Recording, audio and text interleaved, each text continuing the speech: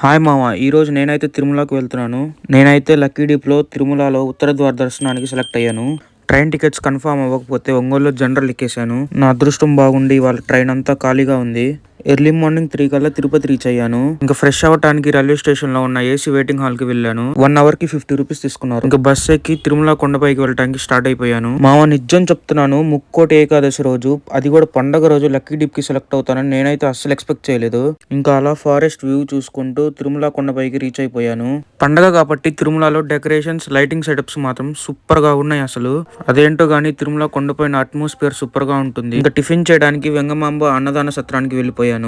ప్రసాదం టేస్ట్ గురించి చెప్పక్కర్లేదు, అంత బాగుంటుంది. ఇంకా దర్శనం టికెట్స్ తీసుకొని నా ఎంట్రీ పాయింట్ అయిన ఏటీజీఎస్ సర్కిల్ కి వెళ్ళిపోయాను. అక్కడ పాలు తాగి దర్శనం లైన్ లోకి జాయిన్ అయిపోయాను. దర్శనం నాకైతే 3 అవర్స్ లో కంప్లీట్ అయిపోయింది మామ.